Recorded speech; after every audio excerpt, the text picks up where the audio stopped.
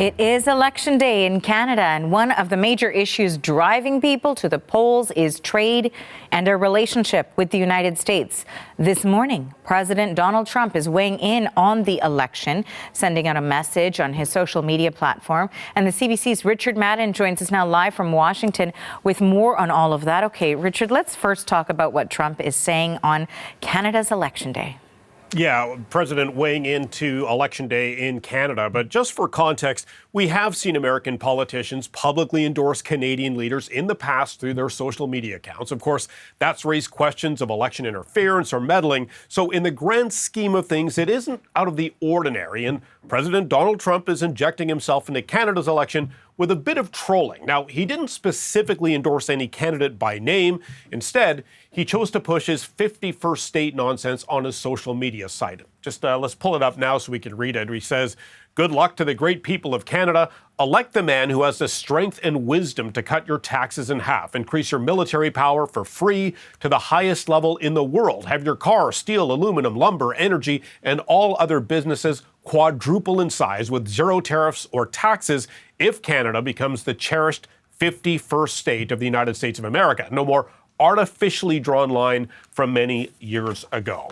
Now, Trump goes on to falsely claim that the U.S. subsidizes Canada, writing, "It makes no sense unless Canada is a state." Now, just yesterday, Secretary of State Marco Rubio sidestepped a direct question whether his department has, quote, taken any steps to carry out Trump's annexation plans. Here's what he had to say. They're going to have a new leader, and we'll deal with the new leadership of Canada. There are many things we work with cooperatively on Canada on, but we actually don't like the way they've treated us when it comes to trade. And the president has made that point when he responded to the previous prime minister in regards to this. So does the U.S. still want to make Canada the 51st state? I think the president has stated repeatedly he thinks Canada would be better off as a state. Okay, so as I noted earlier, it's not unusual for a U.S. politician to weigh in on a Canadian election. Former President Barack Obama endorsed Justin Trudeau. Vermont Independent Senator Bernie Sanders endorsed the NDP.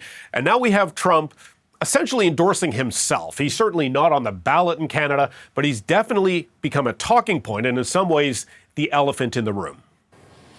And it's not the only message that we've heard come out of the White House today. This morning, the White House held a press conference. What did we hear on that front? Yeah, so the White House is marking a key milestone because tomorrow marks Trump's first 100 days in office of his second term. So all week, the White House plans to highlight their greatest hits, their policy wins from their perspective. And this morning, border czar Tom Homan promoted the administration's record on immigration, where he dismissed criticisms of his mass deportations rollout, shipping migrants to a giant mega prison in El Salvador without due process, and arresting a judge accused of helping an illegal migrant evade authorities. Listen to this. It's because of what has happened on the last administration. We got to ensure that not 1 ounce of fentanyl comes across the border to kill Americans. This is the biggest national security failure this country's ever seen. This is a border emergency until we end all of it. We're making good strides, but right now it's still an emergency until we shut it down.